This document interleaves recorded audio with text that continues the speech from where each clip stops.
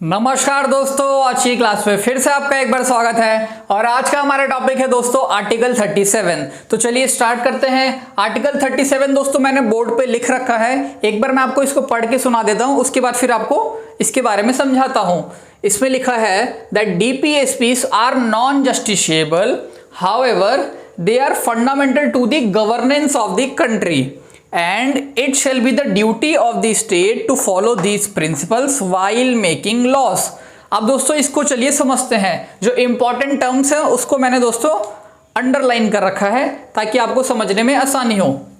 पहला वर्ड है दोस्तों that DPSPs are non justiciable. अब नॉन जस्टिशिएबल दोस्तों मैंने आपको पहली वीडियो में भी बताया था जब हमने डीपीएसपी स्टार्ट किया था टॉपिक। एक बार यहाँ पे जल्दी से फिर से बता देता हूँ। मतलब इसका डीपीएसपी नॉन जस्टिशिएबल है, इसका मतलब क्या हुआ कि हम लोग कोर्ट्स जाकर यानी supreme court and high court जाकर ये जज साहब से रिक्वेस्ट नहीं कर सकते कि जज साहब आप गवर्नमेंट को फटकार लगाइए ताकि गवर्नमेंट डीपीएसपी पे कानून बनाए। डीपीएसपी दोस्तों क्या है? एक डायरेक्शन है कॉन्स्टिट्यूशन के द्वारा जो कि सरकार को दी गई है कि गवर्नमेंट जब भी आपको कानून बनाना हो आपको इन प्रोविजंस को ध्यान में रखना है। ठीक है, डीपीएसपी का मतलब ये है। जैसे कि फॉर एग्जांपल आर्टिकल 45 है दोस्तों। आर्टिकल 45 क्या था? आर्टिकल 45 में है कि एजुकेशन से रिलेटेड फ्री एजुकेशन। तो जब गवर्नमेंट को फ्री एजुकेशन देना है तो वो कौन से आर्टिकल को रिफर करके दे रही है दोस्तों? आर्टिकल 45 को। तो गवर्नमेंट को अगर कानून बनाना है तो गवर्नमेंट को डीपीएसपी को ध्यान में रखकर कानून बनाना होता है, इसीलिए डीपीएसपी हमारे संविधान में लिखे गए हैं क्योंकि ये डायरेक्शन है जो कि सरकार को दिए जा रहे हैं एक तरह से। अब दोस्तों ये नॉन जस्टिशिएबल है, इसका मतलब क्या हुआ कि ये गवर्नमेंट की मर्जी हो गई एक तरह से। नॉन जस्टिशिएबल मतलब अब हम फोर्स नहीं कर सकते, supreme court and high court government को फोर्स नहीं कर सकता कि आपको फ्री एजुकेशन देना ही देना है। क्यों? क्योंकि ये उस टाइम पे डीपीएसपी था। बाद में दोस्तों इसको फंडामेंटल राइट बना दिया गया था आर्टिकल 21A डालकर। बट अभी के लिए दोस्तों अगर हम बात करें तो गवर्नमेंट को फोर्स नहीं किया जा सकता कि आपको डीपीएसपी पे कानून बनाना ही बनाना है। फॉर एग्जाम्पल आर्टिकल 44 दोस्तों आज तक हमारे देश में अभी तक इसके ऊपर कानून नहीं बनाया गया, that is uniform civil code. तो आप देख सकते हैं कि अभी तक कोई फोर्स नहीं कर पाया गवर्नमेंट को। जब गवर्नमेंट को लगेगा कि अब ये पॉसिबल सिचुएशन आ चुकी है कि हम इस पे कानून बनाएं तब गवर्नमेंट बनाएगी। बट गवर्नमेंट को अभी लग रहा है कि अभी इस पे कानून बनाएंगे तो थोड़ी सी क्रिटिकल कंडीशन है, इसलिए गवर्नमेंट इस पे कानून नहीं बना रही। अब पहला पॉइंट है नॉन जस्टिशिएबल। उसके बाद दोस्तों इसमें लिखा है however they are fundamental to the governance of the country and it shall be the duty of the state to follow these principles. इसमें यह भी लिखा है कि पहला तो लिखा है कि नॉन जस्टिशिएबल है, मतलब हम जबरदस्ती भी नहीं करवा सकते।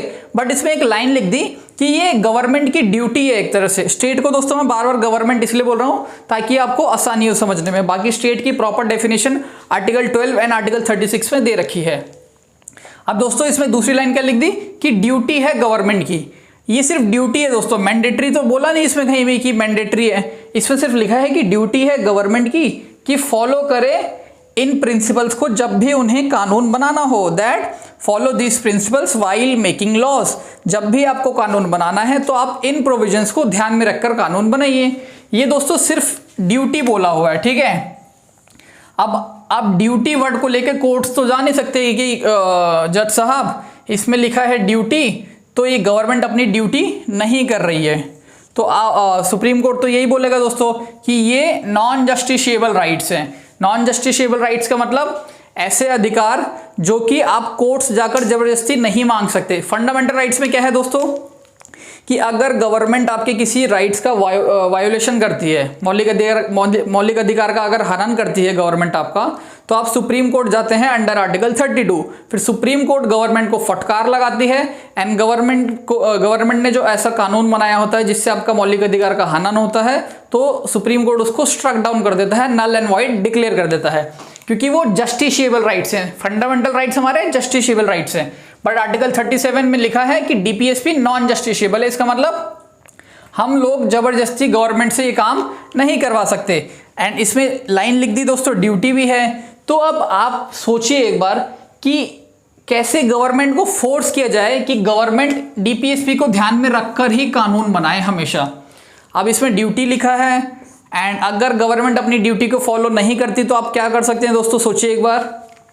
आपके पास दोस्तों संविधान ने एक पावर दे रखी है कैसी पावर कि हमारी जो कंट्री है वो है डेमोक्रेटिक कंट्री। इसका मतलब क्या हुआ कि अगर गवर्नमेंट ऐसा मतलब ऐसी अपनी इस ड्यूटी को फॉलो नहीं करेगी, मतलब कानून बनाते टाइम अगर वो डीपीएसपी को इग्नोर करेगी ना, तो आप क्या कर सकते हैं, उस गवर्नमेंट को सत्ता से हटा सकते हैं।